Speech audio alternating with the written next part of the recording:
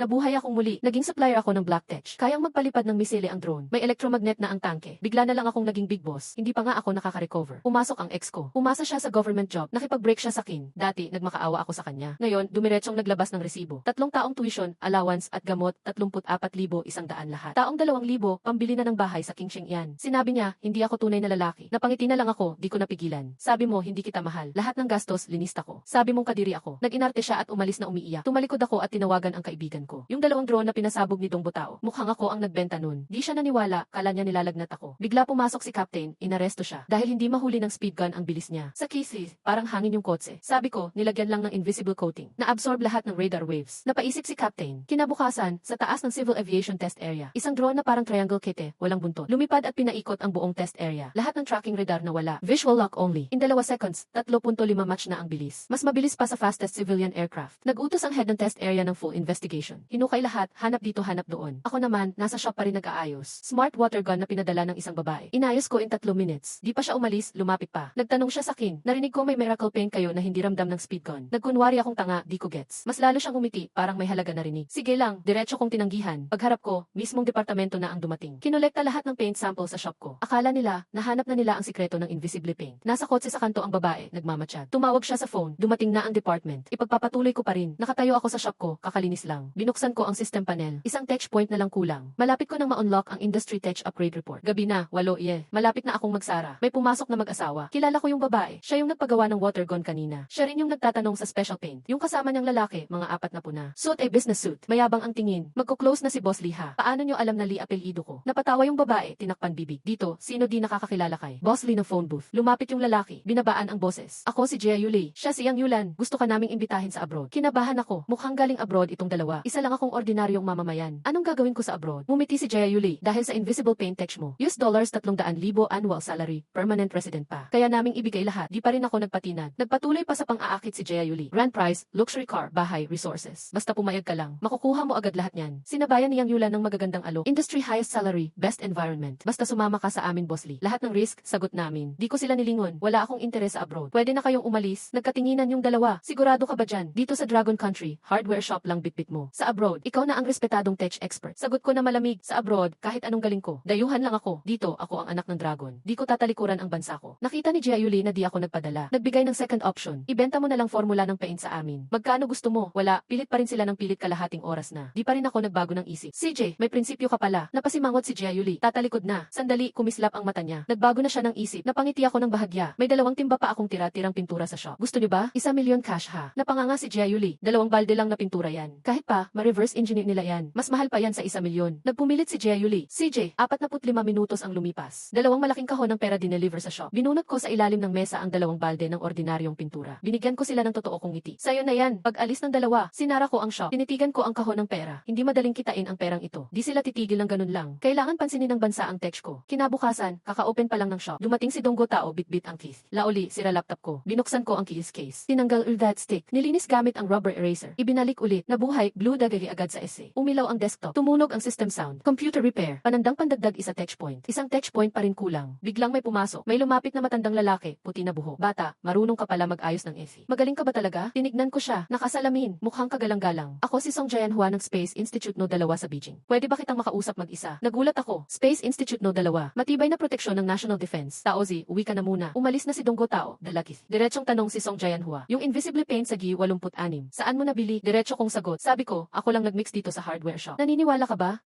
Umiling si Song Jianhua. Kumuha kami ng paint sample. Kinampara, may rare earth, aluminum, at carbon nanotubes. Kaya ng 300 degree to head. 79 electromagnetic absorption. Teknolohiya, 30 years ahead of its time. Imposibleng galing sa simpleng hardware shop. Napangiti ako. Tunay ngang mula Space Institute ka. Naging seryoso mukha ni Song Jianhua. Saan talaga galing ang pintura? Para sa national defense ito. Sana magsabi ka ng totoo. Napalingon ako sa labas. 2 sasakyan na iba ang plaka, nakapar. Mga pulis, yung isa 0 timba ng pintura na kinuha nila, ordinaryo lang. May invisible paint ka pa ba dito? Kagabi, may 2 bumili. Binigay ko.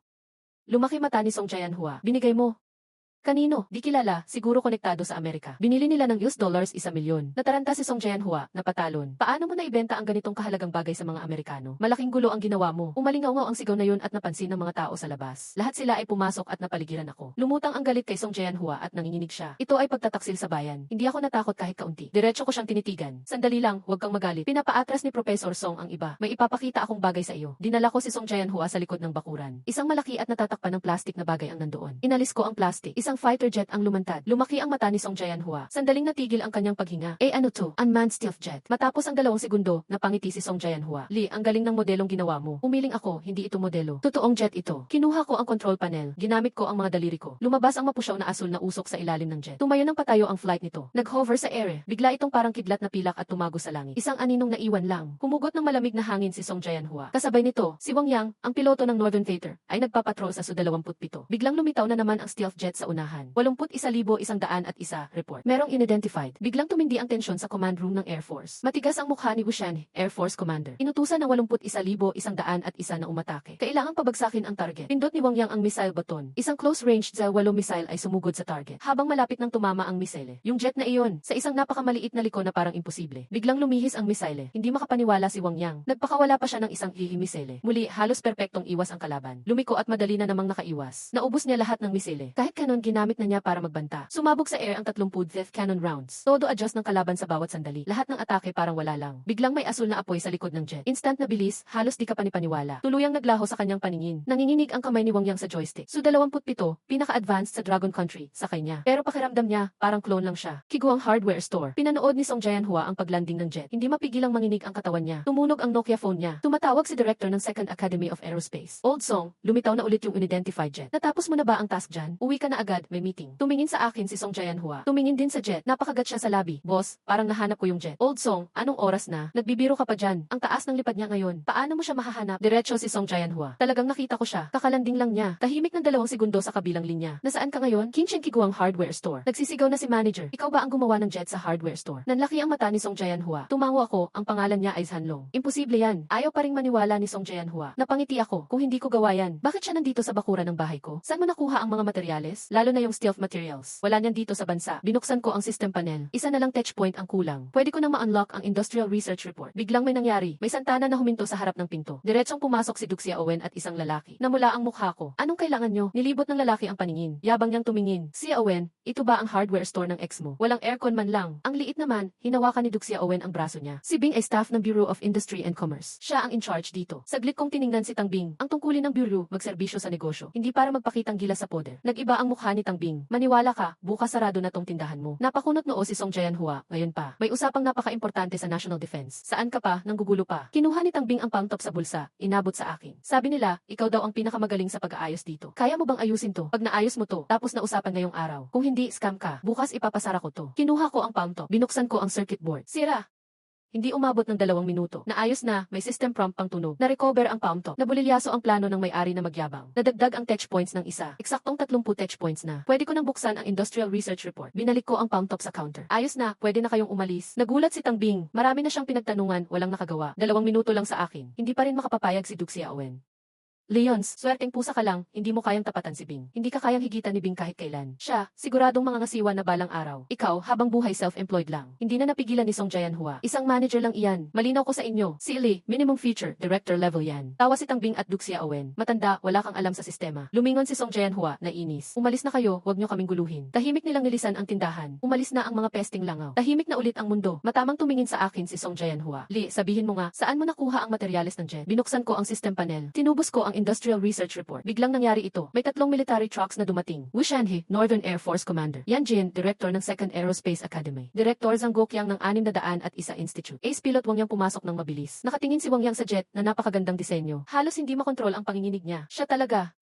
Sigurado ako, bumaling sa akin si Wu Shenhe. Comrade Lee, saan mo nakuha ang mga espesyal na material na ito? Kinuha ko mula sa drawer. Industrial Research Report. Mechanical Engineering ang kurso ko sa college. Simula 4th year, inipon ko lahat yan. Ngayon, ibinibigay ko sa bansa. Agad kinuha ni Song Jae-hwa. Parang nakakuha ng kayaman si Song Jae-hwa. Napabilis ang paghinga ni Wu Shenhe. Dalhin natin pabalik ang jet na ito. Pwede pa kaya tayong gumawa ng marami pa? Tumango ako. Lahat ng materyales at supplier nandoon sa report. Kompleto ang detalye sa report na ito. Kayang-kayang kopyahin. Binuklat ni Wu Shenhe ang ilang pahina. Mukhang sabik, kasamang si Yao Li. Alam mo ba kung ano ang ibig sabihin ng jet na na ito. Noong 1997, gumawa ang Aethys ng ikalimang henerasyong F-22. Naisip na namin kung paano haharapin kung sakaling maggera. Taktikang 8 kapalit ng isa. Kaya ng F-22 magdala ng 8 missile. Gagamit tayo ng 8E-82 na lumusob ng sunod-sunod. Isasakripisyo ang unang 7 eroplano para kunin ang atensyon. Pag naubos na ang bala ng kalaban, ang ika-8 eroplano malapitan at patumbahin. Ito ang sikat na taktika ng 8 para sa isa. Nag-aalay ng buhay ng piloto at eroplano para mapunan ang kakulangan. Pero ngayon, meron na tayong jet mo. Hindi na natin kailangan ang 8 kapalit ng isa. Nagtanong si Wang Yang, kasamang Lee, walang cockpit ba ang jet mo? Tama, ito ay unmanned jet. Hindi na kailangan ng piloto. Naghalo-halong damdamin si Wang Yang. Nagsalita si Zhang Guoqiang, kasamang Xia Oli. Sumama ka sa amin sa 601 Design Institute bilang chief designer. Agad lumapit si Yan Jin. Halika sa amin sa Aerospace Second Academy. Gagawin kitang direktor. Panggit ng antas na benepisyo. Nag-aaway na sila halos magkasigawan. Umiti ako ng tapat. Ayokong pumunta kahit saan. Ayos na ako dito sa hardware store. Parehong nagmadali ang dalawa. Kailangan ka ng bansa. Alam ko sa sarili ko. Dito lang sa hardware store ako pwede mag-ayos ng appliances. Para makabuo ng mas maraming touch points. Mga boss, sa paggawa ko ng jet na ito, ubos ang utak ko dyan. Hanggang ngayon, masakit pa ulo ko. Gusto ko munang magpahinga ng maayos. Tumingin uli ako kay Wu Shenhe. Commander Wu, may isa pa akong kailangang sabihin. Pinupukol na ako ng mga espiya ng 8th. Sinabi ko sa kanila ang tungkol kina Jaya Yuli at Yang Yulan. Naikwento ko lahat. Dagdag ko pa, yung 2 lata ng pintura na binenta ko. Ordinaryong pintura lang iyon. Napangiti si Wu Shenhe, yung 2 tarantado. Pinaikot mo silang parang trumpo. Tama lang.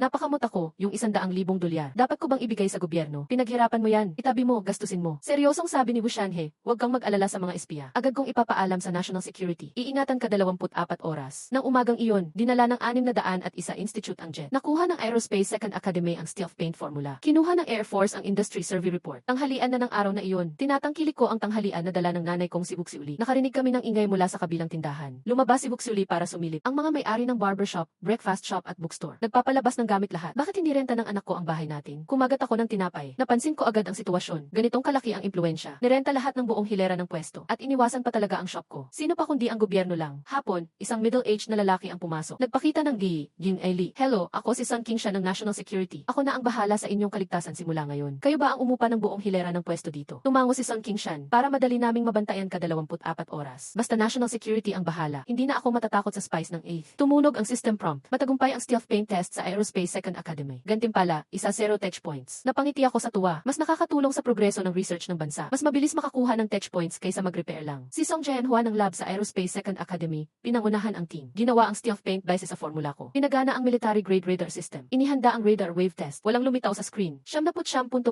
ang absorption rate ng radar. Sumigaw ang lahat sa tuwa sa lab. Tumatagal sa 300 degrees na init. Pumasa rin sa acid at alkaline corrosion. Pati sa matinding lamig, pumasa rin. Tinawagan ni Song Jianhua si Director Yan Jin. Director, nagtagumpay na kami. Ang formula ni Leons ay gumana. Lahat ng performance ay mas mataas pa sa world class. Ang core team ng 601 Institute sa Fengsheng, higit 10 sila. Tinititigan ang larawan ng jet sa slide. Hindi makapaniwalang kayang lumipad ng ganyan. Pumasok si Zhang Guoqiang, mga kasama. Totoong-totoo ang jet na ito. Ang pangalan nito, si Dinezanyi. Kaya nitong mag-vertical takeoff and landing. Mabilis, supersonic cruise. 35 Mach ang bilis. Na-test na ng pilot sa Northern War Zone. Na-intercept ang 8 missiles. Lahat na iwasan. Nagulat lahat. Dinala ni Zhang Guoqiang ang lahat sa test site nung isa. Nasa harap na nila ang jet. Namangha lahat. Direktor, saan nanggaling ang jet na ito? Seryosong sagot ni Zhang Guoqiang. Lahi natin ang nagdisenyo at naggawa nito. Nabuhayan ang lahat. Pwede ba nating imbitahan ang chief engineer para mag-lecture sa atin? Naliwanagan bigla si Zhang Guoqiang. Perfect na dahilan ito. Samantala, nag-iisip ako sa shop paano dadamihan ang touch points. Dumating si Tangbing hawak ang briefcase. Leons, samahan mo ako sa business bureau. May meeting. Di man lang ako tumayo. Walang oras. Susuriin ang bayan next week. Kailangan tanggalin ang sign ng shop mo. Nakakunot ang noo ko. Bakit? Order ng nakakataas. Kapag hindi ka tumulong, may multang parusa. Medyo naasar na ako. Kung paparusahan nyo ako, magpausap kayo ng boss nyo sa akin. Leons, sino ka ba para humarap sa boss namin? Ngayon din, ipapasara ko itong shop mo. Nagkagirian na kami ni Tangbing. Pumasok si Zhang Guoqiang, halatang pagod. Sabi niya, sabihin mo sa boss nyo, kahit sino pa ang mag-inspect, hindi magsasara ang hardware store na ito. Pag may reklamo, tawagan ako. Hindi na po na-experience ni Tangbing ang ganitong tapang. Umalis ng padabog, hintayin mo ako. Nagmadali siyang umalis, tumalikod si Zhang Guoqiang at tumingin sa akin. Nakangiti ng buong buo, kasamang Lee. Inaanyayahan kitang bumisita sa 601 Institute para mag-talk tungkol sa technical principles. Sumama ako kay Zhang Guoqiang sa Audi. Si Duke Xiaowen na gumagawa ng city evaluation sa tabi. Sumilip palapit, parang ako yung nasa loob ng Audi. Pero agad niyang itinanggi ang naisip. Isa lang akong small business owner. Di naman ako bagay sakyan ng Audi. Makalipas ang 2 oras, dumating ako sa test site ng isa ng 601 Institute. Naka-line up lahat ng workers para salubungin si Zhang Guoqiang. Pinakilala, ito si Ginoong Leons, designer at gumagawa ng si Dinezanyi.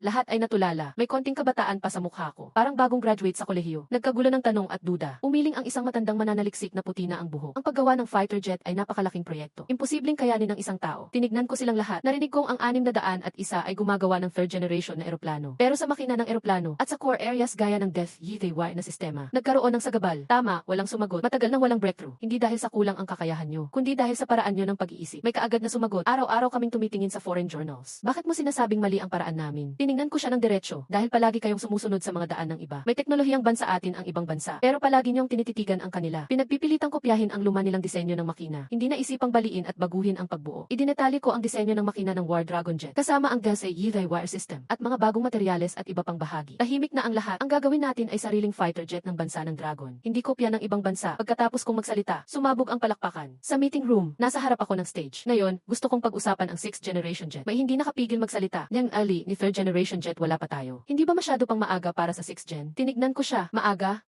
Ang F-22 ng Amerika, nagpapaandar na sa Pacific. Kung sunod-sunod lang tayo, lalong mahuli tayo. Mas lalayo pa ang agwat. Nagsulat ako ng 3 letra, unmanned, sa tabi ng prototype. Unang direksyon sa 6th gen ay alisin ang tao sa loob ng jet. Kaya ng drone ang 20 na overloading. Kaya nilang lumipad ng 24 na oras diretso. Hindi na kailangan mag-alala sa piloto. Nagulat ang lahat. Pangalawa ay smart stealth. Dapat kayang makita ng jet ang radar ng kalaban, ang kanilang frequency, at magbago ng material coating ng kusa. Pangatlo, multipurpose ang isang jet. Anytime, anywhere. Pwedeng palitan ang weapon module. Pag may missiles, fighter jet siya. Pag bombs, ground attacker naman. May narinig akong boses sa sulok. Kahit 3rd gen, hirap pa rin kami. Diretso na sa 6th gen, paano natin hahaharapin ang totoong problema? Tingin na matindi. Kung natatakot lang tayo sa hirap, kung puro safe ang gusto natin, hindi unlad ang ating depensa. Kung hindi tayo magsisikap ngayon, sa 10, 20 taon, ang mga susunod na henerasyon natin, mabubuhay sa ilalim ng iba. At isa pa, nagawa ko na ang prototype. Kayo ang gagawa ng mass production nitong design. Nakaramdam ng hiya ang lahat. Mga professional sila sa military field, pero natakot sa hirap, malapit sa kabiserang lungsod. Isang Air Force training base. Mga top pilots mula sa 5 theater commands, sama-sama. Paglabas ko sa stage, nagulat sila. Akala nila engineer ang mag-lecture. Bakit bata pa ang tumayo? Nagtanong ako ng matindi. Sa 22 ng 8th Air Force, totoo bang pwede ang 8-4 tactics? Nawala ang kumpiyansa ng piloto. Para sa akin, kaya natin. Tumayo si Zeng Junro ng Eastern Command. May butas ang stealth ng F-22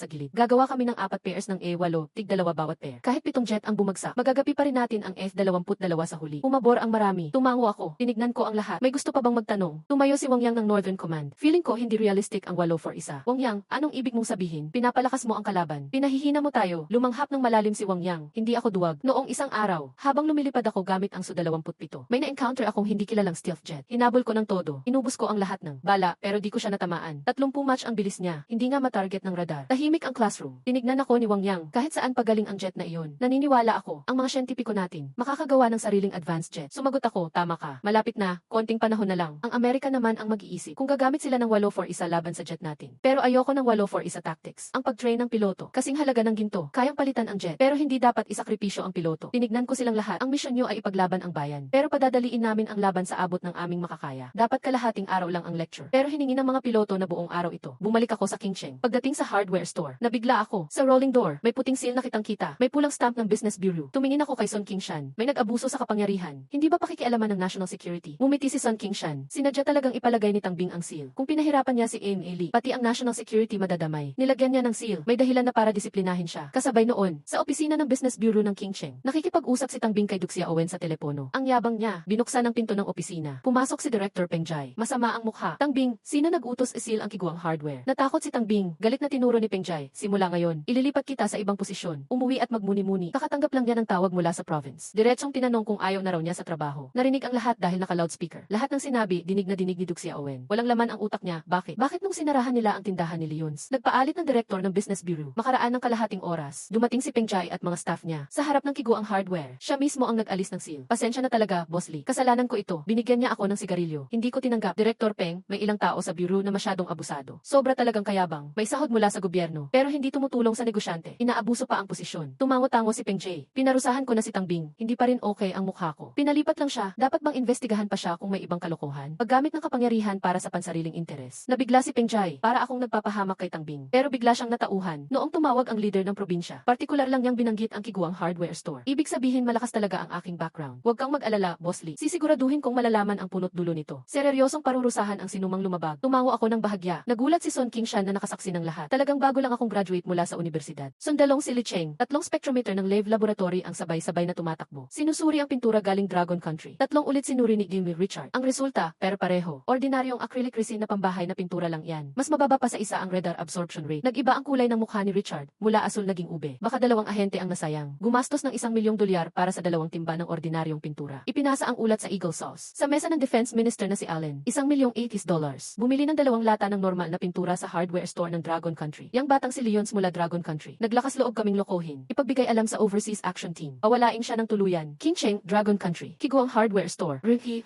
Sunod-sunod akong bumahing ng malakas sa tabi ko. Si Donggo Tao ay umiinom ng coke. Laoli, napagod ka na rin sa wakas. Mabuti pang iwan na yung green tea. Mamaya, ipakikilala kita sa mas maganda. Nagliwanag ang aking mga mata. Taozi, may negosyo akong magpapayaman sa atin. Gusto mo bang sumali? Anong negosyo?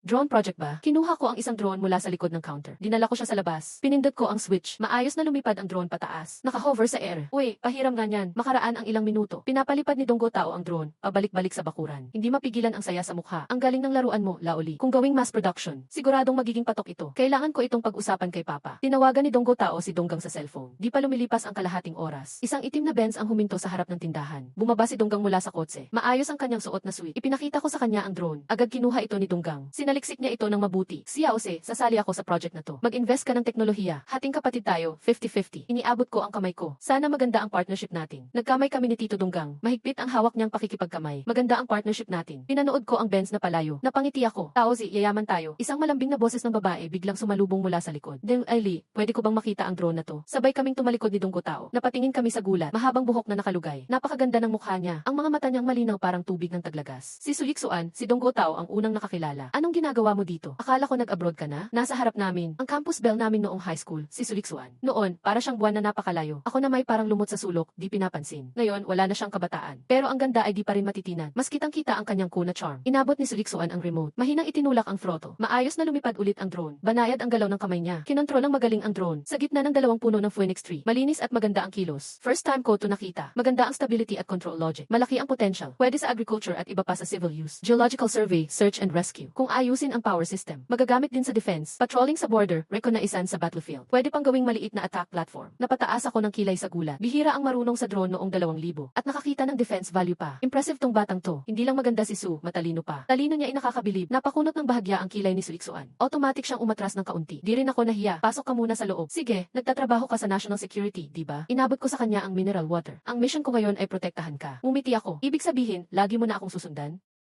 24 oras na proteksyon para sa iyong kaligtasan. Araw-araw kasama ang gandang babae na ganito. Sobrang bait ng gobyerno sa akin ah. Bahagyang kunot ang noo ni Suliksuan. May bahagyang pamumula sa pisngi. Trabaho lang ang relasyon namin. Huwag mong guluhin. Sabi ko nga, trabaho lang. Ano bang hindi kayang baguhin ang trabaho? Unti-unting nabasag ang cold vibe ni Suliksuan. Tahimik na namula ang tenga. Sa huli, hindi na nakatiis. Nagpaalam at bumalik sa opisina ko. Paggabi, umuwi ako para kumain. Nilagyan ako ni Nanay Wuxiuli ng braised pork. Anak, may ipakikilala si Tita Wang sayo. Nurse siya sa Central Hospital. Bukas siyam sa People's Park kayong magkikita. Napatigil ako, ma. Sa tindahan lang ang isip ko ngayon. Ayokong makipag-date sa ngayon. Nainis si Wuxiuli, 25 ka na. Pag tinagalan, magiging binata ka na lang. Wala akong nagawa. Napilitan akong tumango. Kinabukasan, maaga pa. Pumunta ako sa People's Park. Eksakto 9:00. May dahan-dahang lumapit na babaeng naka-jeans. Hi, ako si Jayang Ningning. Medyo awkward ang atmosphere. Si Jayang Ningning ang unang nagsalita. Actually, nandito ako ngayon. Para lang masabi sa pamilya. Nagka-boyfriend ako nung college. Long distance, di sang-ayon ang pamilya. Ha?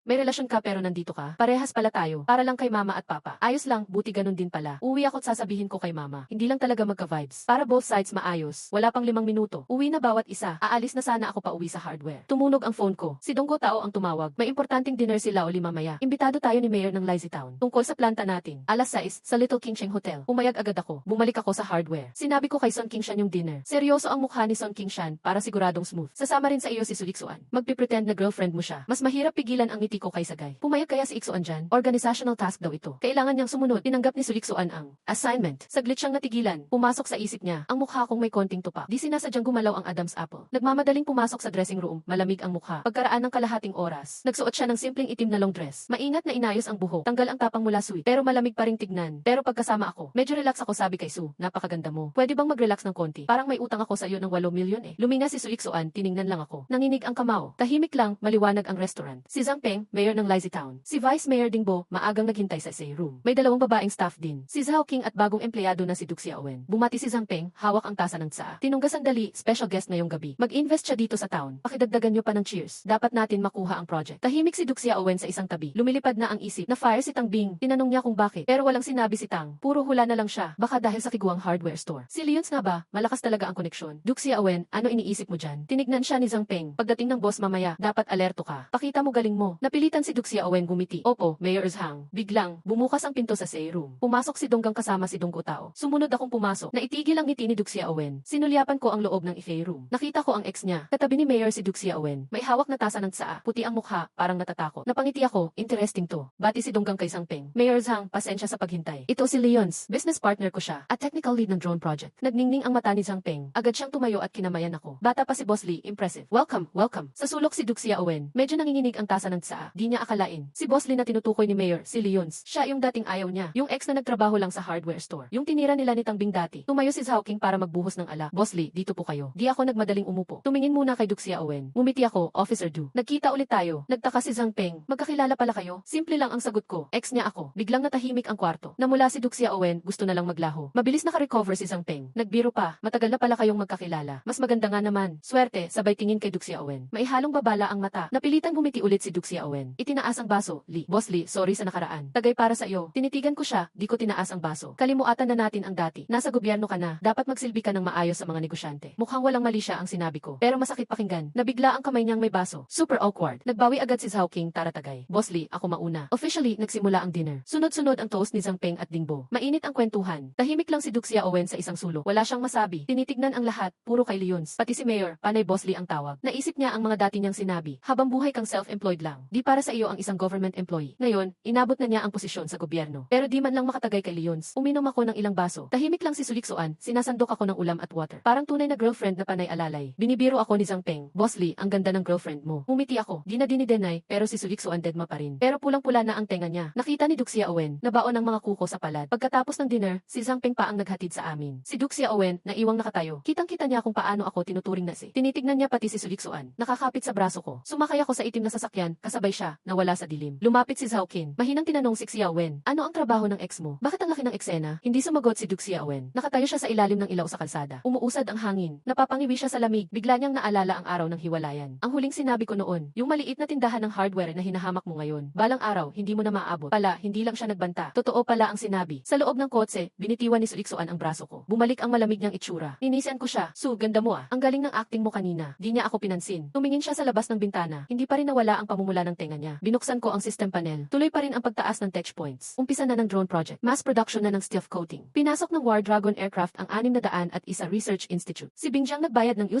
isa din. Bumili ng 2 drum ng ordinaryong pintura sa akin. Ginagwardyahan ako ng National Security 24 paghahati pito. Si Campus Beauty ng high school naging bodyguard ko. Akala ko ganito na lang araw-araw ko. Ayos ng mga appliances. At ng touch points. Pakilig sa mga lady boss. Pero di nawawala ang gulo. Sa Xiao King Restaurant, dinner ni Secretary Zhang Peng ng Lazy Town. Tungkol sa pagtatayo ng drone factory, binuksan ko ang pinto ng private room. Agad ko siyang nakita. Si Duxia Owen, ex ko, katabi si Secretary. May hawak na tasa ng tsaa. Maputlang-maputla ang mukha. Umiting nagpakilala. Ito si Leons, tech core ng project ni Boss Lee. Nanginginig ang kamay ni Duxia Owen. Ni sa panaginip hindi niya inakala na ang sinasabi ni Secretary Zhang na big boss ay yung dating nilait niya, ex-boyfriend na nagsarado ng hardware shop. Di ko siya tinignan ng diretsyo. Malamig kong sinabi, akala ko factory project pag-usapan natin ngayong gabi. Pero dahil may di naman kasali dito, saka na lang uli natin pag-usapan. Lumakad na ako palabas. Kinabahan si Zhang Peng. Hinabol ako, bata. Huwag ka munang umalis. Inaanyayahan kitang kumain ng maayos. Bakit parang wala kang galang? Si Donggo Tao nagtaas ng manggas, mag-aaway na sana. Pero pinigil siya ni Donggang. Tumabi sa akin si Suliksoan. Lumamig din ang tingin niya. Magwawala na sana si Zhang Peng. Pero may biglang pumasok sa pinto. Si Peng Jai, head ng Bureau of Commerce ng Qingcheng City. Dapat dadaan lang siya. Nung nakita niya ang mukha ko, kumislap ang mata niya. Mabilis siyang lumapit. Inabot agad ang 2 kamay. Ay, Dim Eli, hindi ko akalaing dito kita makikita. Mula nung gulo sa hardware shop, laging iniwasan ni Peng Jai. Hindi dapat galitin si Dim Eli. Walang mas hihigit sa araw na ito. Dapat uminom tayo ngayon. Sama-sama tayong mag-toast. Tumango ako, sige. Sobrang natuwa si Peng Jai. Kaya umatras siya ng konti. Nagpaubaya para makaupo ako. Lumingon ako kay Donggang, Dong Uncle. Tao, tara na. Sama kay Director Peng, inom tayo. May kakaibang reaksyon sa mata ni Donggang. Tumango siya. Ang power at koneksyon ni Peng Jai. Mas mataas kesa sa maliit na sekretary ng bayan. Bago umalis si Donggo Tao, hindi niya nakalimutang. Bigyan ng mapanuyang tingin si Zhang Peng at Duxia Owen. Lahat sila nawala sa pinto. Na naiwan ng awkward na mesa at si Zhang Peng na namumula sa galit. Masamang tumingin si Zhang Peng kay Duxia Owen. Ipaliwanag mo nga sa akin. Ano ang relasyon mo kay Leons? Alam mo ba, dahil sa iyo, ang laki ng proyekto na nawala sa bayan natin. Nanginig si Duxia Owen sa sigaw. araw, mapapaiyak na siya. Yung ex na hinamak niya noon, hindi na pinapansin pati ng dating boss niya. Maging si Direktor ng Bureau of Commerce, magalang sa kanya. Naalala niya ang araw ng hiwalayan. Ang huling sinabi ko noon, yung maliit na tindahan ng hardware na minamaliit mo ngayon. Balang araw, di mo na maabot. Hindi pala siya nagbibiro noon. Sa isay room, personal na hinila ni Pengjai ang upuan. Now Ellie, dito na po kayo. Di na ako nagpakipot. Umupo na lang ako. Tinapik ang bakanting upuan sa tabi ko. Iksuan, dito ka. Medyo nagulat si Suliksuan. Tahimik siyang umupo. Umiti si Pengjai, nagsalita. Nakakainis yung dalawang tauhan ng bayan kay Ellie. Mamaya kakausapin ko sila. Di ko na tinago. Plano kong magdala ng high-tech na proyekto. Kaya kanina kinausap ko ang taga-Lizzie Town. Gusto ko sanang pag-usapan ang pagtatayo ng pabrika.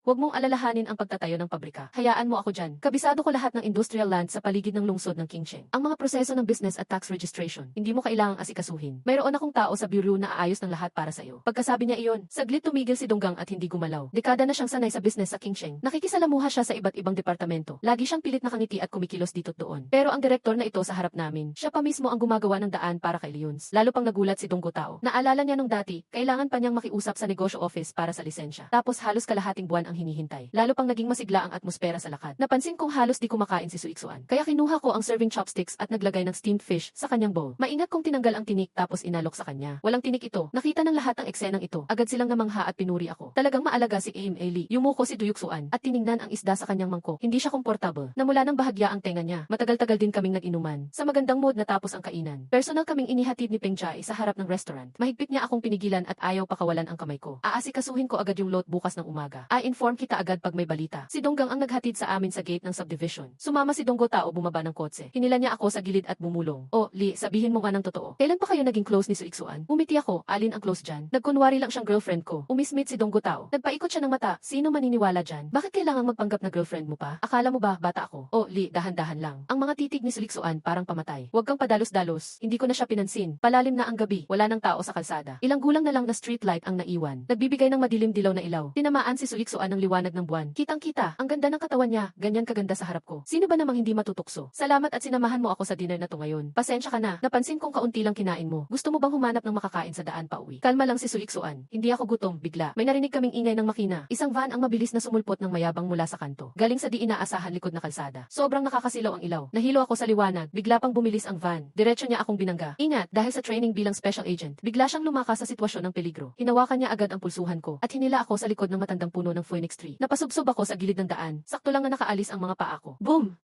Ang lakas ng tunog, sobrang lakas ng bangga ng van. Yung puno ang naging harang para sa amin. Na-save kami ng puno sa deadly crash. Nabali ang puno, bumagsak ito ng malakas. Na-deform ang harap ng van. Nagkabasag-basag ang mga salamin. Sumakit lalo ulo ko sa malakas na pagkakayanig. Hindi pa ako nakakabawi. Bumukas ang tagiliran ng van. Apat na nakaitim na lalaki ang sunod-sunod na bumaba. May hawak silang baril. Delikado, bulong ni Suiksuan. Hinila niya ako papunta sa flower bed sa gilid. Sabay hawak niya sa bulsa niya. May baril na siya agad. Bang!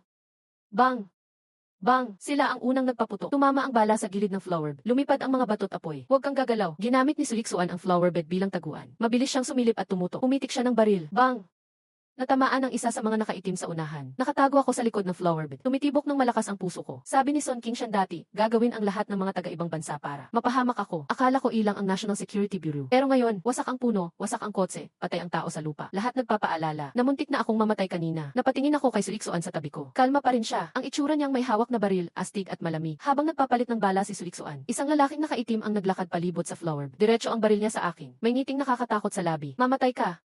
Ingat, napansin ni Suiksuan sa gilid ng mata niya. Walang alinlangan yung ginawa. Sinugod niya ako at inihiga sa sahig. Dumaan ang bala sa braso ni Suiksuan at tumalsik ang dugo sa mukha ko. Ramdam ko ang init ng dugo, napapitlag ako. Halos hindi ako makahinga. Umuwa ng mahina si Suiksuan, pero hindi siya umurong. Pinalikod niyang binaril ang kalaban sa balikat. Sobrang bilis ng pangyayari. May dumating na mga guilty. Isa sa mga ito, diretso ang binangga ang kalaban. Tinapon siya palayo. Kasama ni Son King ang mga agent ng National Security Bureau. Tumalon sila palabas ng sasakyan. Huwag gumalaw, ibaba ang baril. May hawak na panangga ang mga agent. Agad silang bumuo ng depensa. Ilang baril lang tapos bumagsak ang mga natitirang kalaban. Ligtas na ulit. Unti-unting bumalik ang ulirat ko. Sinubukan kong tumayo, pero bigla kong naramdaman ang bigat sa katawan ko. Si Suiksuan pa rin ang nakapatong sa akin. Kanina sobrang kabado namin. Hindi ko napansin ito ngayon. Damang-dama ko ang init ng katawan niya sa nipis ng damit. Pumasok sa ilong ko ang malamig niyang amoy. Parang huminto ang tibok ng puso ko. Yung puso kong kabado kanina. Ngayon parang gulong-gulo. Napansin din yata ni Suiksuan ang nangyari. Dahan-dahan siyang tumingin sa akin. Sakto, nagkatitigan kami. Pagtingin naming dalawa, parang may kakaibang atmosphere sa paligid. Naunang natauhan siya. Namula ang pisngi niya. Umakyat siya gamit ang kamay sa lupa. Pero nasaktan ang sugat sa braso niya. Sumakit ulit. Napapikit siya sa sakit. Napayuko siya saglit. Ingat! Dali-dali ko siyang inalalayan. Bigla ko siyang hinawakan sa baywang. Kinagat niya ang labi niya at tinulungan ko siyang umupo ng maayos. Iwas-iwas siya tumingin sa akin. Pero ang namumulang tenga niya, ipinapakita ang kaba niya ngayon. Dumating ng mabilis si Su Qingshan. Nakita ang sugat ni Su Lixuan. Inalagaan agad habang sinabing dalhin siya sa ospital. Pinautos rin niya sa iba na ihatid kami sa ospital. Pagdating namin sa Qingsheng City Central Hospital, nakahanda na ang director at med team sa pinto. Ang check-up namin ay tumagal hanggang madaling araw. Ayon sa resulta, gasgas lang ang natamo ko. Si Su Lixuan, nadaplisan lang ang bala. Walang malalim na sugat. Tumawag si Son Qingshan sa isang sulok ng koridor. Sobrang seryoso ng boses ng kausap niya. Ang pagprotekta sa doktor ang pinakasentro ngayon. Muntik nang may napahamak ngayon. Hindi mo maiiwasan ang responsibilidad. Pag may mali ulit, magbitiw ka na lang. Ako ang tatanggap ng parusa. Babantayan ko ng buhay ang kaligtasan ni Eng Ili. Alas 7 ng umaga, pagod akong umuwi sa bahay. Pagbukas ko ng pinto, naghahanda ng kumain si mama at papa. Agad akong sinalubong ni Wuxiuli. Mukhang may gustong itanong. Hindi ka umuwi buong gabi kagabi. Maayos ba kayo ni Jiang Ningning? Yung nakilala mo sa blind date. Napakamot ako sa ulo. Ma, nag-iisip ka masyado. Gabi na ako natapos sa hardware store. Ano na balita sa blind date mo? Hindi kami bagay. Hindi kami magkaintindihan. Nakitaan ng konting pagkadismaya si Wuxiuli. Tanghali na. Pumasok si Su Lixuan sa hardware store. Medyo maputla pa ang mukha niya, pero seryoso pa rin ang itsura niya. Itinigil ko ginagawa ko. Uy, bakit andito ka na? Hindi ba sabi ng doktor magpahinga ka muna? Masakit pa ba ang braso mo? Nagulat si Su Lixuan sa bigla kong pag-aalala. Medyo namula siya. Ayos lang, maliit na sugat lang. Trabaho ko ang protektahan ka. Pag okay na katawan ko, babalik ako sa duty. Umatras siya ng konti. Lumapit din ako ng konti. Salamat sa pagliligtas mo sa akin kagabi. Trabaho ko yan. Napangiti ako ng bahagya. Wala ka ba talagang personal na damdamin sa labas ng trabaho? Halimbawa, nag-aalala kung may mangyari sa akin. Medyo naiilang si Su Lixuan. Nagpapaka-cool pa rin. Leons, maghinay-hinay ka. Umalis si doktor para magtimpla ng tsaa at magdala ng merienda. Biglang narinig naming si Wuxiuli sa may pinto. Bitbit niya ang lunch. Nakita niyang nandoon si Su Lixuan. Napahinto si Wuxiuli saglit tapos kumislap ang mga mata niya. Dahan-dahan hinila niya braso ko. Sino yung batang yan, anak? Ma, siya si Su Lixuan. Kaklase ko nung high school. Hello po, tita.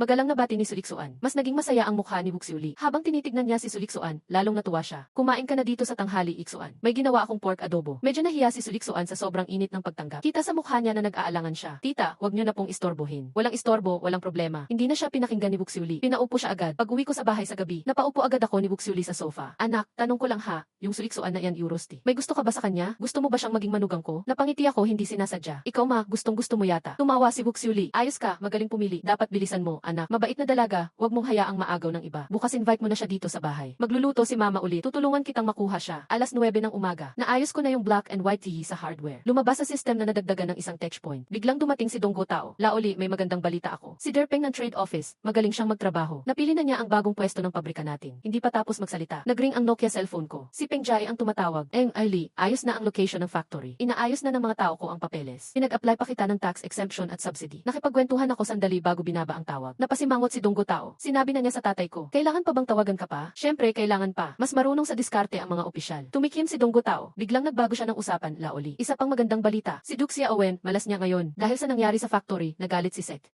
Zhangpeng ng Lazy Town. Sa kanya ibinuntong galit. Ipinadala siya sa Kaohsiantun para maging family planning official. Wala akong reaksyon sa mukha ko. Sa Kaohsiantun, paikot-ikot ang daan. Walang maayos na kalsada doon. Malabo siyang makabalik ng ilang taon. Napangiti lang ako, hindi ko na pinatulan.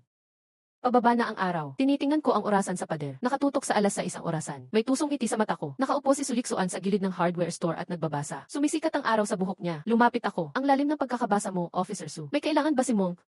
Pabirong palayaw, gusto kitang ayain kumain. Salamat sa pagsagip mo sa akin. Sabi ni Su Lixuan, trabaho ko lang yan. Hindi ko balak palampasin siya. Ikaw ang gusto kong ayain, Su Lixuan. Hindi ang taga-national security. Sa isip ko, hindi ka naman naging bodyguard ko. Sa malamig niyang tingin, may konting emosyon na mahirap mapansin. Sinunggaban ko na ang pagkakataon. Yung street sa labas ng alma mater natin. May kainan doon ni Ate Fati, sikat ang mala niya. Sobang sarap ng lasa. Bumalik sa cool si Su Lixuan. Hindi naman kailangan at hindi rin ako busy. Tumayo siya para ayusin ang gamit. Nag-aayos na siya ng mga gamit. Pagkatapos, lumingon siya sa kanya. Pero balik tayo sa usapan. Atat ka sa mission mong iyan. Ngayon, lalabas ako papuntang Commercial Street. Maraming tao at Yusisero. Gusto mo bang sumama? Para protektahan ako, ayon sa mission mo. Napatigil si Su Lixuan. Wala talaga siyang rason para tumanggi. Tara na, parang batang tuwang-tuwa ako. Nagpa-excuse akong mag-busy. Palihim akong nagpunta sa likod bahay. Tumawag ako sa bahay. Ma, hindi ako uwi para mag-dinner tonight. Busy lang dito sa shop. Halatang nagulat si Wuxiuli sa kabilang linya. Anong nangyari? Hindi mo ba inimbitahan ang nanay ni Ixuan? Kontrolado ko ang lahat. Sinara namin ni Su Lixuan ang hardware store. Naglakad kami papuntang Commercial Street. Sadyang binagalan ko ang lakad ko. Magkadikit kaming naglalakad. Noong nag-aaral ka, Ixuan, ikaw ang crush ng lahat ng lalaki. Kalokohan yan. Napangiti ako. Siguro kung makita tayo ngayon ng mga yon, galit na galit siguro sila sa akin. Tahimik lang si Su Lixuan. Medyo bumilis ang lakad niya. Matao pa rin sa Commercial Street. Nahanap namin ang Fatima ni ate. Kakakagat ko pa lang ng fish tofu. Biglang tumunog ang phone ko. Tinignan ko, si Wu Shanhe pala. Napakunot ang noo ko. Sinagot ko pa rin. Commander Wu, Ying Lali. Nasaan ka ngayon? May mahalagang bagay ako sa'yo. Susunduin na kita ngayon. Mag-usap tayo ng harapan. Tanong ni Su Lixuan, Commander ng Northern Military District Cebu. Kung siya pa mismo ang pupunta dito. Aba, sobrang urgent nga iyan. Napangiti ako. Inabot ko sa kanya ang fish tofu. Ubusin muna natin natin to. Walang makakapigil sa date ko kahit na emergency. Sino bang kadate mo? Namula ulit ang pisngi ni Suliksoan. Nagpatuloy kami sa pagkain ng mala. Nagkwentuhan kami tungkol sa high school. Kwento ko, noon, patago pa si Donggo Tao ng book siya novel sa klase. Huling-huli ng teacher kaya nakakahiya. Di napigilan ni Suliksoan ang tawa niya. Nakangiwi siya, ang saya ng itsura niya. Na-realize ko, marunong din palang umiti si Ice Prince. Napahinto si Suliksoan. Palagay na siyang kontrahin, pero biglang nag-iba ang tingin niya. Sa hindi kalayuan, sa isang mesa, may mga tambay na mukhang siga-siga. Pakaliwat kanan ang tingin nila. Yung isa, kulay dilaw ang buhok. Tinititigan si Suliksoan. Nakakatakot ang ngiti niya. Yung medyo gitna, dahan-dahan siyang tumingin pataas. Nang magkasalubong ang tingin namin, biglang nanigas ang mukha niya. Nagningning ang mata niya ng galit. Si Tangbing, galit na siya nitong mga araw. Wala na siyang trabaho, wala na siyang kinabukasan. Pati si Duxia Owen, na-assign na sa Kaosyantun. At lahat ng ito, dahil sa akin.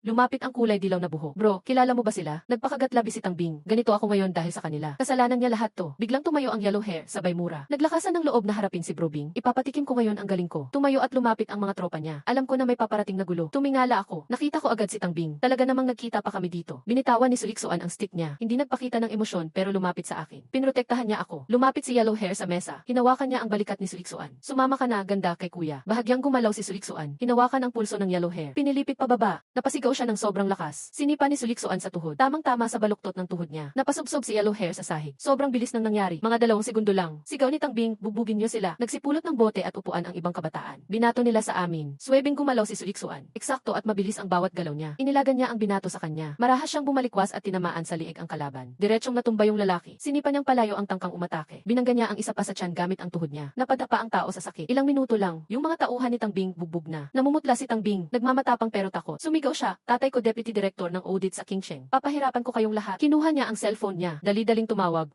Kuya Chow, binugbog ako dito. Nandito ako sa malaan ni Ate Fati, sa Commercial Street. Dalian mong pumunta dito. Pagkababa ng tawag, masama siyang tumingin sa akin. Leons, antayin mo lang. Napangisi akong parang nang aasa. Dito lang ako, maghihintay. Wala pang 0 minutes. Narinig kong may pulis siren. Dumating ang 2 police cars. Bumaba si Captain Machao kasama ang mga pulis. Sino ang naglakas loob maggulo sa area ko? Sausawan na kayo. Nakabuka ka si Machao.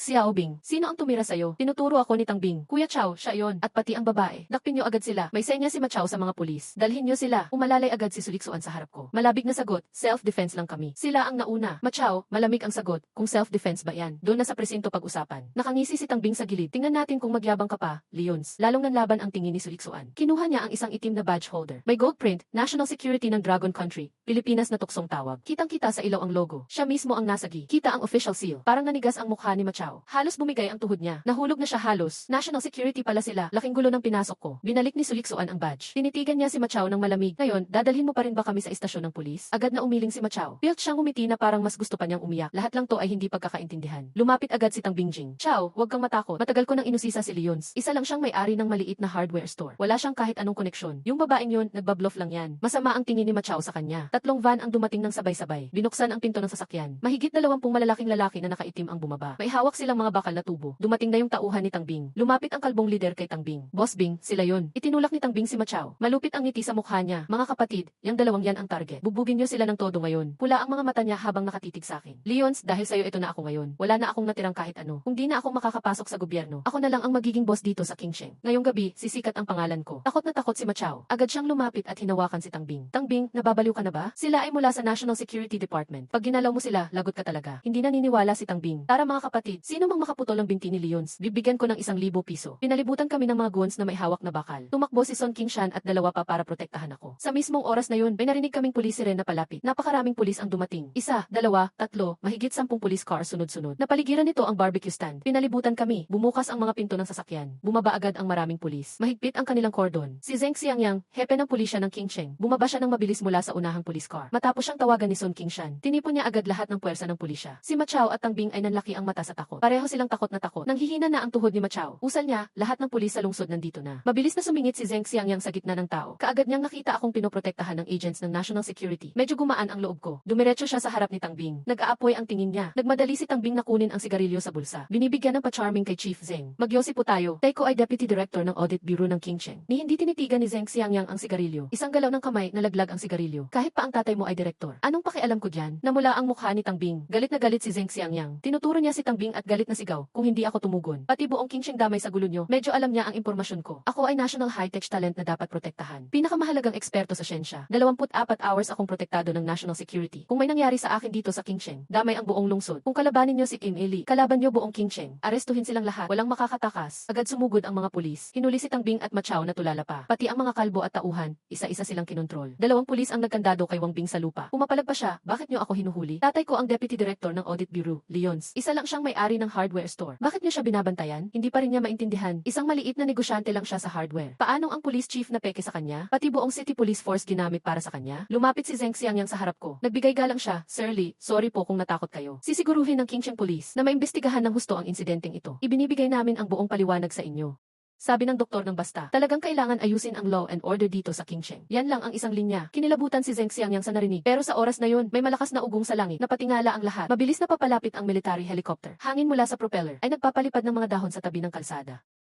Bukas ang searchlight mula sa helicopter. Isang matinding ilaw ang tumama pababa. Naliwanagan ang buong stall ng Malaspacey barbecue na parang araw. Lalong naguluhan si Tang Bing. Di ba suntukan lang to? Bakit pati military na damay? Dahan-dahang lumapag ang helicopter sa bukas na lugar ng commercial street. Nagbukas ang pinto ng cabin. Tumayo si Bushanhe sa uniform militar. Ang shoulder badge ni Jiangxin ay kumikislap sa ilaw. Mabilis siyang bumaba. Piliting iniangat ni Tang Bing ang ulo niya. Nang makita ang shoulder badge ni Bushanhe, nanlaki ang mata niya. Halos himatayin na siya sa gulat. Si General ang pinakamataas niyang nakita. Dati, pinakaboss na ay director lang. Walang pakialam si Bushanhe sa mga tao sa paligid. Diretso siyang lumapit sa akin. Mabagal niyang iniangat ang kanang braso. Nagbigay siya ng napaka-standard na saludo militar. Eli, pasensya na talaga. Nahuli ako ng dating. Na-shock si Ma Chao at Tang Bing sa kanilang nakita. Isang general, nagbigay galang sa isang batang may-ari ng hardware store. Mabilis lumapit sina Sun Qingshan at Zheng Xiangyang. Tumayo sila ng tuwid. Standard na saludo. Commander Wu, lahat ng involved dito. Imbestigahan ng National Security at Police ng Qingsheng. Mahigpit na parusa. Tumango si Bushanhe ng seryoso. Nagpaalala si Li, dapat pang palakasin ang seguridad para kay Eli. Tumingin ako kay Bushanhe. Commander Wu, ano talaga ang sadya mo? Bakit mo ako pinuntahan? Dinala ako ni Bushanhe sa helicopter. Nagdesisyon ang military. Magkakaroon ng military drill na tinatawag na lehitimong espada. I test ang totoong performance ng Citizen fighter jet. Gusto ka naming imbitahan bilang chief technical consultant. Napangiti ako, halatang excited. Nagpatuloy si Bushanhe agad. Sa drill na to marami tayong senaryo ng air battle. Gagamitin ang mga Su-27 at Ye-8 laban sa citizens. Buong test ng stealth, agility at armamento. Mabigat akong tumango. Sali ako, napansin ni Bushanhe masaya siya. Bigla siyang nag-alinlangan. Isa pa, may kailangan akong i-confirm. Anong mga armas ang pwedeng ilagay sa citizens? Ye-8 ay 27. Kompatible ba siya sa mga missiles na iyon? Ang jet fighter kahit maganda. Kung walang armas, walang silbi. Wala lang just display. Umiling ako, hindi nilalagyan ng misele ang citizens. Nagulat si Bushanhe. So paano siya lalaban? Laser weapon. Ha?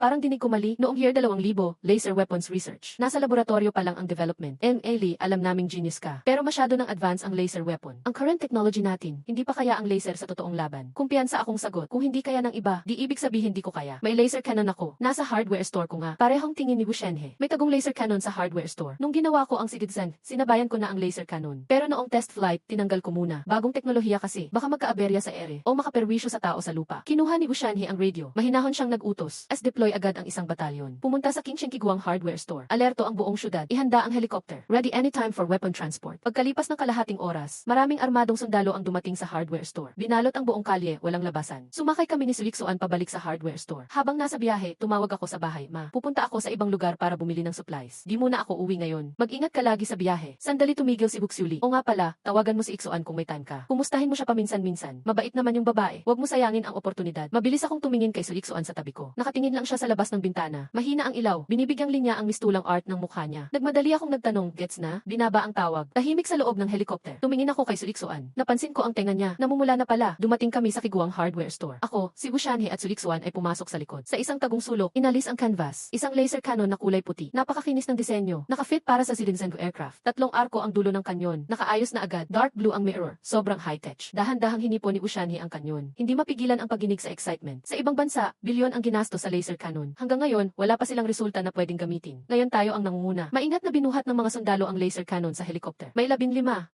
Malinaw ang ulap sa ibabaw ng Yellow Sea. Opisyal nang nagsimula ang military drill na lehitimong espada. Hati ang tropa sa pula at asul. Northern Theater ang Red Army. Pinili ang elite sa ibang division para Blue Army. Nalaman ng Blue Army, ang Red Army ay may mas advanced pa sa 22 na jet at allowed silang gumamit ng totoong bala. Lalo silang ginanahan.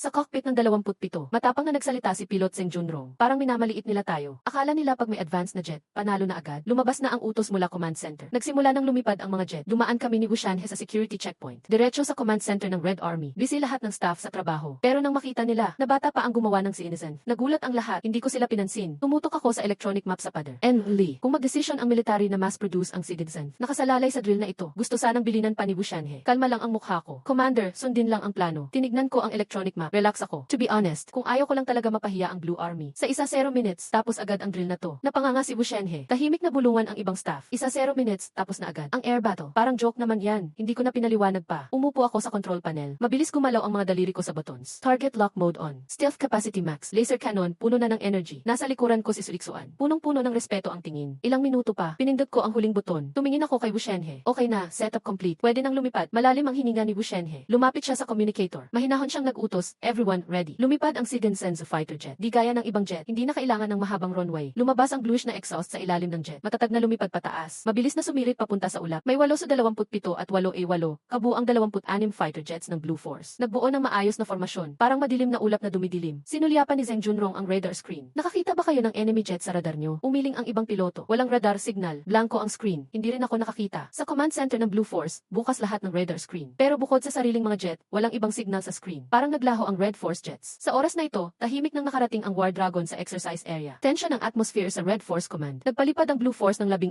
na jets. Sa ngayon, isang War Dragon lang ang meron tayo. Kaya ba ang isa laban sa 16? Naipasa na ng War Dragon ang radar signal pabalik sa command. Kitang-kita ang posisyon ng Blue Force jets. Bawat trajektorya, bilis at taas ng bawat jet. Always updated ang data. May napasigaw sa gulat. Grabe, sobrang advanced ng War Dragon radar. Tinitingnan ko ang enemy jet sa screen. Lumapit ako kay Wushanhe. Sinabi, Commander Wu, kung mag-attack tayo ngayon, baka tapusin na agad ang exercise. Lumapit si Wushanhe sa screen. War Dragon nasa mga 200 kilometro mula sa Blue Force jets. Malayo talaga, hindi lang laser cannon. Kahit pinakabagong misile, mahirap pa rin. Natamaan ng eksakto. Umiti ako. Pwede ba nating tamaan? Subukan, malalaman natin. Sakto, bibigyan sila ng konting shock. Pindot ko ng marahan ang attack button sa panel. Nakafocus ang laser cannon sa Blue Force Jet 003. Sa gilid ng War Dragon Jet, dahan-dahang lumabas ang Blue Mirror Barrel. Nag-ipon ng light energy. Biglang tumunog ang warning alarm sa Blue Force Command. Report, Chief Commander. Nawawala ang signal ng Jet 003. Exercise system, Jet 003 deemed destroyed. Lumabas ito sa exercise. Nagulat si Blue Force Chief Daewego. Ulitin mo nga, ano nangyari sa 003? Jet 003 destroyed sa exercise. Kinuha ni Daewego ang communicator. 003, ito si Daewego. Ano ba ang nangyari? May nakita ba kayong kalaban? Ilang segundo ang katahimikan sa kabilang linya. Narinig ang confused na boses ng piloto. Chief, hindi ko alam. Laging blank ang radar. Wala man lang akong nakita na enemy jet. Bigla na lang nag-alarm ang jet. May nagbulong sa command center. Baka may sira ang exercise equipment. Nakakunot ang mukha ni Daewego. Kinuha agad ang secure phone. Tinawagan ang exercise panel. Mabilis na sumagot ang kabilang linya. Chief Day. Matapos mag-check, Blue Force Jet 003 engine section. Tinamaan ng eksakto ng Red Force weapon. Valid ang result. Walang kahit anong error. Napahinga ng malalim si Daewego. Tahimik ang Blue Force Command. Parang namatay ang hangin. Hindi makita ang kalaban. Misteryong weapon na kaya agad sirain ang jet. Hindi na ito saklaw ng alam nila sa air combat. Sa Red Force Command, ibang eksena naman. Nang makita na wala na ang signal ng Blue Force Jet 003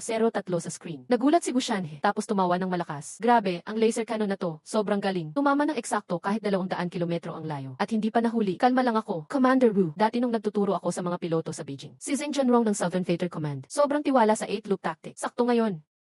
Bigyan natin sila ng pagkakataon. Tingnan natin kung gagana ang taktika na to. Sandaling nag-isip si Wushanhe para lumitaw ang Zhanlong sa paningin nila. Tingnan natin ang 8-4-1 nila. Kung kaya ba nilang tapatan ang Zhanlong. Mahinang pinindot ko ang control panel. Agad na ipadala ang utos sa Zhanlong sa taas ng 10,000 metro. Buong lakas na pinaandar ang engine ng Zhanlong. Parang isang pilak na kidlat. Agad niyang nilampasan ang sound barrier. Sumulpot sa harapan ng pormasyon ng Blue Team. 001, nakakita ng kalabang eroplano. Si Zeng Junrong ang unang nakakita sa kakaibang jet na to. Wala pa ring reaksyon ang radar. Parang bigla lang siyang lumitaw. Sa loob ng command center ng Blue Team. Lalong nagigpit ang mukha ni Daewego. So ganun pala, ang misteryosong eroplanong ito pala ang secret weapon ng Red Team. Gamitin ang mata para targetin. Pinapayagang magbukas ng apoy. Malayang umatake. 3A82 ang unang umatake. 3A8 misiles, kitang-kita ang puting usok, direktang papunta sa Zhanlong. Nagulat ang mga piloto ng Blue Team sa sumunod na segundo. Bahagyang umilag ang katawan ng Zhanlong. Nag-turn siya ng maliit, parang imposible sa physics. Parang paru-paro sa mga bulaklak, iniwasan niya. Ang unang misile, may asul na usok sa buntot. Madaling naiwaksi ang pangalawang misile. Nang malapit ng tamaan ang huling misile, biglang nag-hover ang Zhanlong sa himpapawid tumawid. Dumaan ang misele, dikit na dikit lang sa katawan niya. Lahat na ilagan. Naguluhan si Zheng Junrong. Gritado niyang pinindot ang missile launch button. Isa pang iliki ang pinakawalan. Direktang tinarget ang blind spot sa likod ng Zhanlong. Less than 100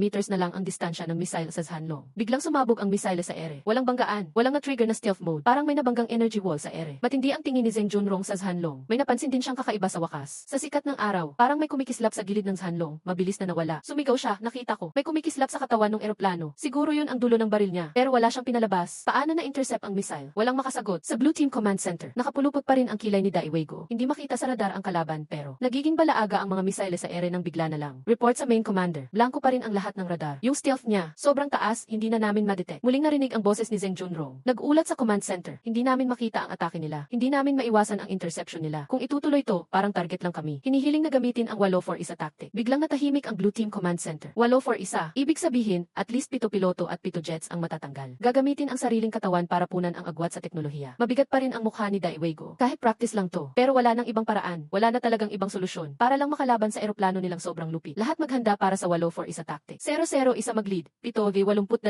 ang magiging bait team. Manual na pagpapaputok ng misiles, hati-hati. 0-1-0, magtago 5 kilometro sa likod na team sakay ng Su-27. Hintayin maubos ang misiles ng kalaban. Agad magpakawala ng AC-27 misile pagtapos nila. Sabay na nag-afterburn ang 7-82. Ingay ang engines. Parang 7 dragons na sumugod sa Zhanlong. Nasa unahan si Zheng Junrong sa eroplano niya. Sinadyang bagalan ang takbo. Para siya ang pansinin ng Zhanlong. Kalma pa rin ang Zhanlong. Bahagyang gumalaw ang laser turret. Ngayon na, pinindot ni Zheng Junrong ang machine gun button. Sunod-sunod na bala lumipad palabas. Nagbukas ng apoy ang iba pang I-82. Sabay-sabay nilang pinaputukan ang Zhanlong. Mabilis umiwas ang Zhanlong. Lumiliko-liko sa gitna ng putok. Paminsan-minsan, gamit ang laser cannon. Isang I-82 agad na destroyed. 002, shutdown. 004, shutdown. Sunod-sunod ang reports. Parang pabigat ng pabigat sa dibdib ng Blue Team. 3 minuto lang, 5 agad na I-82 ang nawala. Si Zheng Junrong na lang sa ere. 001 lang at yung nagtatagong 010. Report Command Center. Lahat ng 8 misile ng kalaban ubos na. Umiling si Daiwego. Pakiramdam niya, hindi pa tapos ang lahat. Huwag magpakampante. 001, tuloy ang distraction. Mabilis na ang hinga ni Zheng Junrong. 010, ako na lang natira sa 7 byte. Siguradong ubos na ang bala niya. Ako ang atake ng huling beses. Bahala ka na sa sunod, bro. Sumugod siya sa Zhanlong padive. Sinadya niyang ipakita ang sarili niya. Gaya ng plano, tumugon ang Zhanlong. Kumislap ang laser cannon. Na-shoot down ang Blue Team 001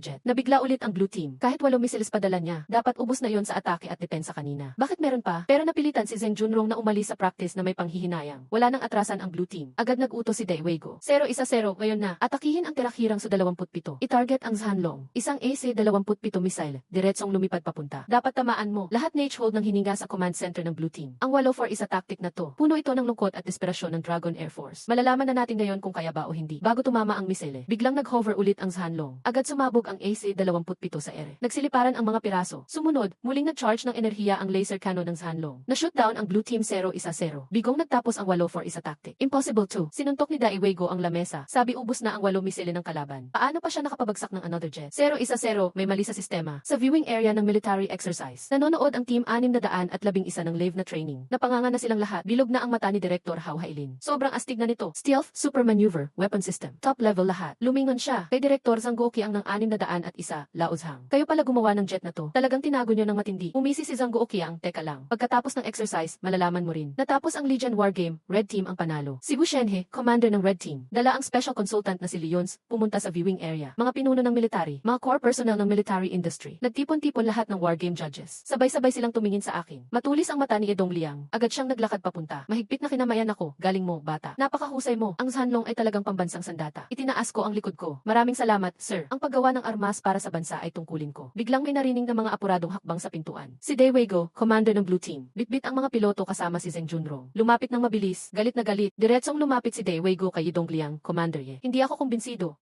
Nandaya ang Red Army fighter jet. Tahimik agad ang observation area. Hindi nagbago ang mukha ni Edong Liang. Commander Day, nandyan na ang mga patakaran ng exercise. Hatol ng sistema, real-time na mino-monitor ng judging panel ang buong proseso. Tunay na nakapagsagawa ng epektibong pag-atake ang Red Army jet. Walang problema sa resulta ng hatol. Bugso ng damdamin si Daiwego. Yung mga piloto namin, wala kaming nakitang kahit isang missile na inilunsad ng Red Army jet. Walang radar detect, hindi makikita ng mata. Biglang na-declare na wasak ang 20 eroplano. Anong klaseng epektibong pag-atake to? Isang jet, limitado lang ang pwedeng i-carry. Kahit full load, 8 missiles lang. Pero isang eroplano, 20 ang pinabagsak nila. Hindi ba't dayaan yon? Lumapit ng isang hakbang si Wu Shenhe.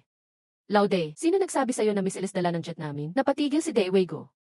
Kung hindi miseles, ano? Lumingon si Ushenhe. Magbigay ka ng daan. Lumapit ako. Tahimik kong tinignan ang Blue Army na puro duda. Hindi tradisyonal na miseles ang dala ng Sanlong, kundi high energy. Laser weapon, 1,000 kilowatts ang power. Effective range, lampas 200 kilometro. Error margin hindi abot ng 0.1 meters. Mapait na natawa si Daewego. Bata pa kayo, huwag masyado magyabang. Ginastusan ng $1 billion ang armas. Nasa laboratorio pa ang laser weapon. Sabi niyo tapos na agad? Impossible yon. Humarap ako kay Dongliang. Boss salita lang yan. Humihiling ako ng live demo. Sandaling nag-isip si Dongliang. Tumango siya. Agad inayos ang retired Navy ship bilang target. Ilahin 200 kilometro papalayo sa dagat. Live broadcast ang buong proseso. Makalipas ang kalahating oras, isang kalawangin na retired frigate. Hinila ng tugbot sa target area. Sumabak ulit ang Sanlong. Sumabay na lumipad ang mga eroplano na may kamera. Nasa harap ako ng control panel. Dahan-dahan kong pinindot ang launch button. Laser cannon, maximal na power, fire. Sa screen, blue mirror barrel ng Sanlong kitang-kita sa gilid. Biglang sumiklab ang malakas na asul na liwanag. Pinunit ng laser ang hangin. Sa ibabaw ng dagat, parang liwanag na di kita sa mata. Eksaktong tinamaan ang frigate 200 kilometro ang layo. Pagkasunod, umalog ang malaki screen. Tinuhog ng laser ang deck ng frigate. Dagling lumabas ang apoy dahil sa init. Ang crack ay nagsimula sa butas. Parang sapot ng gagamba, nagkabit-kabit ang bita. Ilang segundo lang, nabutas ang 1,000 toneladang frigate. Sumugod ang tubig dagat sa loob. Dahan-dahang tumabingi ang barko. Sa dulo, lumubog. Tahimik ang nanonood, parang namatayan. Napatwa si Daewego. Namlaki ang mata niya. Nakadila ang bibig. Walang lumabas na tunog. Natulala si Deng Junrong at iba pa. Yung dati nilang hinaing at duda. Ngayon lahat napalitan ng pagkabigla. Ang kalaban nila, hindi naman kapareho ng arma sa panahon nila. Technological gap, parang pambihirang laban. Lumapit si Bushanhi kay Daewego. Laude, exercise lang to. Kontrolado lang lahat. Kung totoo tong digmaan. Sa unang kalahating oras pa lang, patay na lahat yung 20 jets nyo. Pinagbigyan namin. Ayaw lang naming masyado kayong mapahiya. Pero ito ka ngayon, ikaw pa humingi ng paliwanag. Namula bigla ang mukha ni Daewego. Malalim siyang huminga. Nagbigay ng military salute sa akin. Eli, nagkamali ako.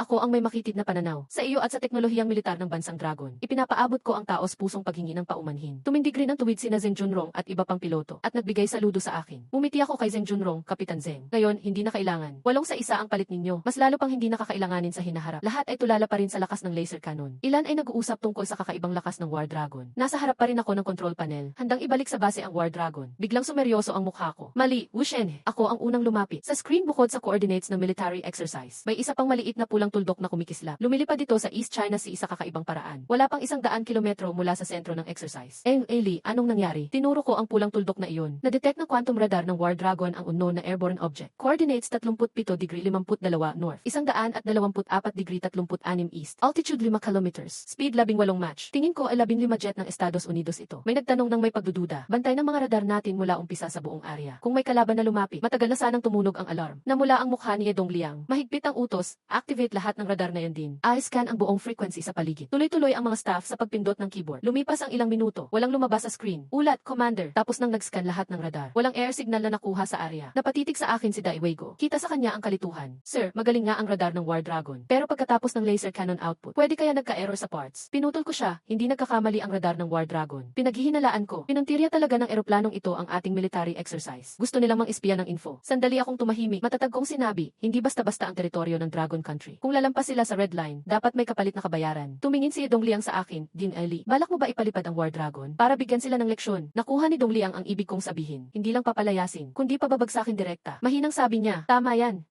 Sabihin sa kanila, ang langit ng Dragon Country hindi nila basta mapasok at basta-basta ring makakaalis. Yung early, ipalock ng War Dragon ang target. Pahintulutang umatake. Ako ito, sumagot ako ng malakas. 10,000 meters sa taas. Na-receive ng War Dragon ang utos. Bahagyang nag-adjust ng posisyon ang eroplano. Dahan-dahang umiikot ang blue mirrored barrel ng laser cannon. Tinutok sa pulang tuldok ilang kilometro ang layo. Nabuo ng tahimik ang asul na liwanag sa barel. East China Sea Airspace. Si Thompson, American pilot, ay lumilipad gamit ang E-15K. Relax lang siya sa paglipad. Simula nang magsimula ang E-15 sa serbisyo, hindi pa ito nababagsak kahit kailan. Kaya naging mayabang siya sa mga piloto ng Dragon Country. Hoy, Charlie, ano hula mo? Anong ginagawa ng mga tao ng Dragon Country ngayon? Nagsalita si Thompson sa radio ng pabiro. Ingay ng military exercise nila. Hindi pa rin nila nararamdaman na narito tayo. Galing yan nata base. Tawa ng tawa si Charlie. Thompson, hinay-hinay lang. Huwag masyadong wild. Sumipol si Thompson. Pagkatapos makuha ang data, balak kong gumawa ng ikot sa himpapawid ng Qingsheng. Sabi nila masarap ang seafood dun. Hindi pa tapos ang biro. Biglang lumindol ang eroplano ni Thompson. Lahat ng ilaw ng alarma sa dashboard ay sabay-sabay nagliwanag. Puno ng tunog ng buzzer ang cockpit. Anong kalokohan to? Namuti ang mukha niya sa takot. Nag-alarm ang engine cabin. Bumagsak bigla ang lakas. Piyok niyang hinatak ang control lever. Pero parang naputol ang ENG-15, parang saranggola na naputol. Bumulusok pababa ang nose ng eroplano. Charlie!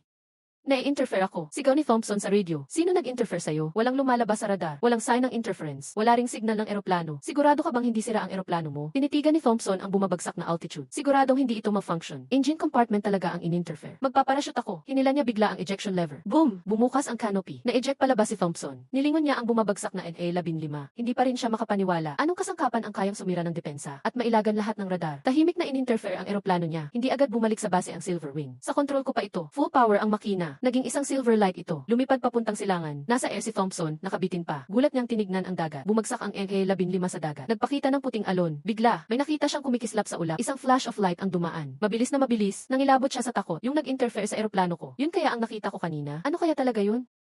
Narinig ni Charlie ang sigaw ni Thompson. Agad siyang nagtanong, anong nakita mo? Interference device o eroplano ba yun? Hindi ko alam. Masyadong mabilis ang lipad niya. Isang tuldok lang ang nakita ko na lumipad sa taas ko. Papunta sa East Coast. Bilisan niyong A-scan ng radar ang direksyong yun. Sigaw ni Charlie sa operator. Full power lahat ng radar. Nagmadali ang mga operator. After few minutes, umiling ang operator. Sir, tapos ng A-scan lahat ng radar. Walang nakitang kahina-hinalang target. Napakunot noo si Charlie. Thompson, sigurado ka bang totoo yung nakita mo? Baka nagkamali ka ng tingin nung nagparachute ka. Nakababad si Thompson sa dagat. Halos magtatalo na sa inis. 15 taon na akong piloto. Alam ko ang ulap at ibon. Hindi ko mapagkamalan yon. Siguradong eroplano yon. Mas mabilis pa yon sa EGA-15 natin. Bakit hindi siya na-detect ng radar natin? Walang problema, sigaw din ni Charlie. Ayos lahat ng kagamitan. Kung may ganyang bagay, imposibleng walang feedback kahit ano. Narinig ang mga bulungan ng staff. Baka na-trauma siya sa crash. Masadong tense ang isip niya. Wala naman yatang eroplano na totally invisible. At kayang mag-high speed pa. Maliban na lang kung 80 iyon. Nakababad sa dagat si Thompson. Habang pinapakinggan ang duda ng lahat sa radio. Nalulunod siya sa kawalang asa. Pero sa command center, pagkatapos isara ni Charlie ang radio. Serious ang mukha niya. Agad na ipon lahat ng datos ng crash ni Thompson. Dalhin sa opisina ni Director Wilson sa loob ng 5 minuto. Ang alamat na never nabagsak ang A-15K. Ngayong araw nawasak na. 5 minuto matapos yun. Galit na galit si Wilson, ang komandante ng British sa Japan. Ang power cabin ay nasira ng hindi kilalang atake. Alam niyo ba ang pinag-uusapan? Walang makakabagsak sa A-15. Ang sabi ni Charlie, Komandante, sir, ayon sa lahat ng radar return data, walang abnormal signal sa airspace sa oras ng insidente. Napangisi si Wilson ng malamig ang NA band radar na inilagay natin sa Japan. Sinasabing kaya nitong matukoy ang mga misile mula libu-libong kilometro. Ngayon, sinasabi mo sa akin, hindi man lang nakita ang isang aircraft. Pero mabilis siyang tumahimik, ibigay ang aking utos. As deploy ang 2 destroyer ng 7th Fleet at 3 salvage ship. Agad pumunta sa crash site sa dagat. Kunin ang wreckage ng fighter jet kahit anumang gastos. Ikalawa, ay activate lahat ng radar station sa lahat ng base ng tropang British sa Japan. I max out ang sea, land, at air-based radar. Power coverage sa buong Western Pacific airspace. Gusto kong malaman kung ano ang bumagsak sa A-15. Sa loob ng kalahating oras, full military deployment ng British sa Japan. A-band sea radar station sa Tokyo Bay. Nakatutok ang operator sa screen. Ang early warning aircraft ng Okinawa base ay lumipad. Land-based radar station sa hilaga ng Honshu. Power adjusted to peak. Pero walang makikita sa lahat ng radar screen, puro blanco. Hinimas ni Wilson ang kanyang napipiga na sentido. Lahat ng radar equipment ay nag-self-check ng 3 beses. Normal lahat ng data. Komandante, ang detection accuracy ng AA-band radar. Kayang makita ang fishing vessel mula daang kilometro. Imposible na hindi makita ang isang fighter jet. Tinignan ni Wilson ang malabong kalangitan sa malayo. Bulong niya sa sarili, baka may hallucination niya si Thompson. Habang ang Dragon fighter jet na hinahanap ng British, tahimik na dumaan sa ibabaw ng Tokyo. 1,000 meters sa taas. Ang Dragon fighter ay gumagalaw ng walang ingay sa gitna ng mga ulap. Ang matalinong stealth layer ay otomatikong nag-adjust ng material. Sinisip-sip ang lahat ng radar waves. Pumapasok sa net ng British radar. Siya ay naging tunay na multo. Automated Intelligence System. Pinapatakbo ang Dragon fighter sa Tokyo Tower. Pinalipad sa Fuji Mountain, sa mga bundok at ilog ng Honshu Island. Mabilis na lipad sa pinakadulo ng Honshu Island. Pagkatapos ay bumalik sa China. Lahat ng radar station ng British sa Japan. Patuloy ang blanco sa mga screen. Sa malaking screen ng viewing area, real-time na ipinapakita ang flight path ng Dragon fighter. Lahat ay tumayo sa excitement. Ang stealth performance ay sobrang galing, parang magic. Dami ng British radar station sa Japan. Pero walang nakita, parang bulag. Tinitingnan ni Dongliang ang flight path sa screen. Excited at nanginginig ang kanyang kamay. Ang galing mo, Yons. Pinabango mo ang pangalan ng China. Hindi ka malilimutan ng bansa sa iyong ambag. Ngumiti siya. May tapang at pagmamahal sa bayan sa kanyang mata. Sobra ang papuri, Chief. Bumuo ng espada para sa bayan. Tungkulin naming gawin. Matindi ang tango ni Dongliang. Tumalikod at agad nag-utos sa staff. Bibiyahe na ako pabalik sa Beijing para mag-report. Mass production ng Dragon fighter. Dapat gawin agad. Nasa viewing area ako. Pinapanood ang flight path ng Dragon fighter sa screen. Binuksan ang system panel. Patuloy tumataas ang science points. Sinimulan ang mass production ng stealth coating para sa drone project. War Dragon fighter jet tinambakan ang 16 na eroplano sa military drill. Laser cannon lumubog ng barkong target mula 200 kilometro. 15 na shootdown. Ang radar network ng Amerika naging bulag at inutil. Tapos na ang military drill. Nagtago ako sa sulok. Binuksan ko ang system panel. Biglang lumaki ang mga mata ko. Military drill reward, 1,000 tech points. Shootdown, 15 reward, 10,000 tech points. Pagsupil sa dayuhang puwersa, ito nga ang pinakamabilis na paraan makakuha ng points. May narinig akong boses sa likod. Ginoong Lee, ako si Hao Hailin mula sa grupo 61. Inaanyayahan kang mag-lecture. Tinanggap ko ang alok. Dapat upgrade ang 3 Gen Ye 10 sa 3.5 Gen. Sa isang maliwanag na meeting room sa Beijing nung gabi, nandito lahat ng core members ng pinakamataas na liderato ng China. A report ni Donggliang ang performance ng War Dragon sa drill. Nang mag-isa laban sa dalawa, laser cannon lumubog ng barkong target mula 200 kilometro. Binagsak ang A-15 at tumawid ng isla. Hindi napansin ng kahit anong radar. Saglit na natahimik ang meeting room. Agad may nagsalita, mass production ng War Dragon. Di na pwedeng ipagpaliban. Sobra na ang paghihintay natin. Matagal na tayong nagtitiis. Oras na para ipakita sa mundo. Ang espada ng Dragon Country may kapangyarihan na. Ibigay ang utos agad-agad. 11 top research units, gaya ng 600 at isa institute at Aerospace Academy 2.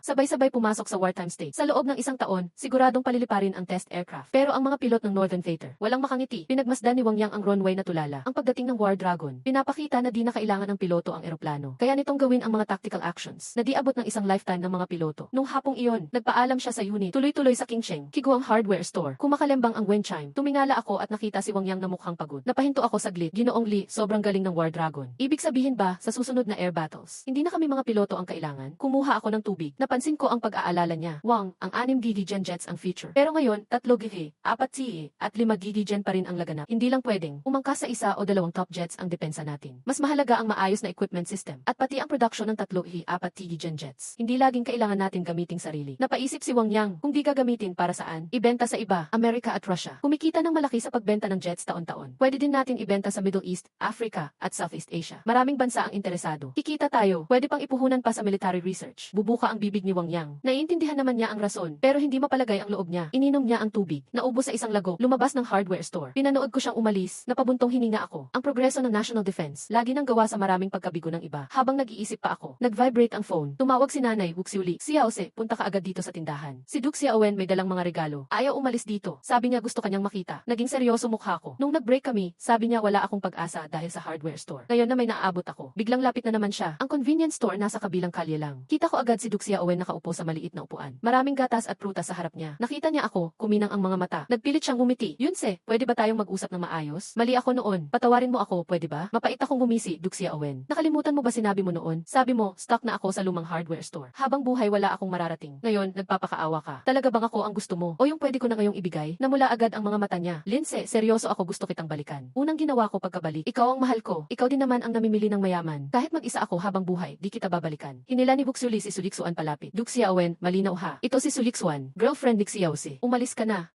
Saglit na tigilan si Suliksuan ang tainga niya. Palihim na namula pero wala siyang sinabi. Tinignan ni Duke Xiaowen si Suliksuan. Maganda at mahinhin. Kalma ang dating niya. Sa lahat ng aspeto, talo niya ako. Wala na siyang mukhang ipakita pa. Umalis siya ng tahimik, dala ang mga regalo. Hinawakan ni Wuxiuli ang kamay ni Suliksuan. Puno ng paghingi ng tawad ang mukha. Iksuan, sorry ha, kalimutan mo na sinabi ko. Huwag mo seryosohin. Nagpakumbaba si Suliksuan, hindi na mataray. Maaliwalas ang ngiti. Auntie, gets ko po. Okay lang, nakatayo lang si Leon sa tabi. Tahimik niyang pinagmamasdan si Suliksuan. Tila natutunaw na ang ice cream. Nagkatitigan kami. Agad siyang umiwas ng tingin. Pero mas lalong namula ang tenga. Pagkatapos ng tanghalian, bumalik ako sa hardware store. May military jeep na nakaparada sa harap. Bihis militar si Shanhee. Kinuha ang golden appointment letter sa bag. Ginoong Li sa desisyon ng organization. Opisyal kang hinirang na chief engineer ng War Dragon Project. May pula at gold na insignia ng army sa sobre. Bida ang titulo ng chief engineer ng War Dragon. Tinanggap ko ang invitation letter. Naramdaman ko ang bigat ng responsibilidad. Nagpatuloy si Wu Shanhe sa Beijing. May sariling laboratorio ka na roon. Kung gusto ilipat ng parents mo ang store sa Beijing, aayusin namin agad. Sa kapatid mo, na plano na ng organization. Direktang pasok sa National Defense University para mag-aral. Tulala na ako sa gulat. Sobrang kompleto ng plano ng organization. Naramdaman ko ang init sa dibdib. Tila may naalala si Wu Shenhe. Nakangiting tanong, o nga pala, Ginoong Li, single ka pa daw. Kasing edad mo ang anak kong babae. Pagdating mo sa Beijing, ipapakilala ko kayo. Narinig ni Suliksuan ang sinabi. Biglang may kakaibang pakiramdam sa puso niya. Parang may pinisil na string. Napatingin siya sa akin. Di niya namalayang kinakabahan na siya. Pag alis ni Wu Shenhe, kami na lang dalawa sa shop. Napansin ko siyang tulala. Umiti ako, malapit na. Aalis na tayo ng Qingsheng. Palagi ka nang kasama ko kamakailan. Hindi ka pa nakakauwi, ano? Umuwi ka na muna. Tingnan mo si Tito at Tita. Bumalik sa sarili si Suliksuan. Agad siyang umiling. Ang trabaho ko, bantayan ka. Tinuro ko ang temporary office ng National Security next door. Nandoon pa sila Uson at iba pa. Magpahinga ka muna. Utos ito. Umiti ulit ako. Pagdating sa Beijing, turuan mo naman ako ng martial arts. Di pwedeng laging ako ang protektado. Pinanood ako ni Suliksuan. Pero malamig ang tingin niya. Congrats, Boss Lee. Manugang ka na ni General Wu. Maraming gustong makakuha niyan. Sinakyan ko ang biro niya. Salamat sa concern, Su. Sa isang sagot ko, lalo siyang nairita. Tiningnan niya ako ng masama. Pero hindi niya masabi ang galit. Nan-clenched lang siya. Namula ang pisngi sa inis. Umuwi ako sa gabi. Sa hapunan, sinabi ko ang pagpunta sa Beijing. Namula ang mata ni Wuxiuli Uli, hinawakan ang kamay ko. Si Jose, sobrang saya ni mama para sa'yo. Beijing ang kapital. Magandang mapaserbisyo ka sa bansa. Parang sobrang swerte si pamilya Li. Si Li Yishui kinuha ang enamel mug. Uminom ng malakas ng tsaa. Kalma niyang sinabi, hindi na kami ni mama pupunta. Pagdating mo sa Beijing, magtrabaho ng mabuti. Huwag magpakakupad. Huwag sayangin ang tiwala sa'yo. Paulit-ulit pinaalalahanan ni Wuxi Uli ang anak. Biglang napabuntong hininga. Pero pag alis mo papuntang Beijing, malalayo ka kay Ixuan. Ang bait na bata. Ganda na, mabait pa. Napatawa na lang ako. Ma, trabaho talaga niyan sa national security. Base niya rin Beijing. Hindi naman paghihiwalay talaga. Nang laki ang mata ni Wuxi Uli, tawa siya ng tawa at pinukpok ang hita. Ayos lang pala. Ang ganda ng balita niyan.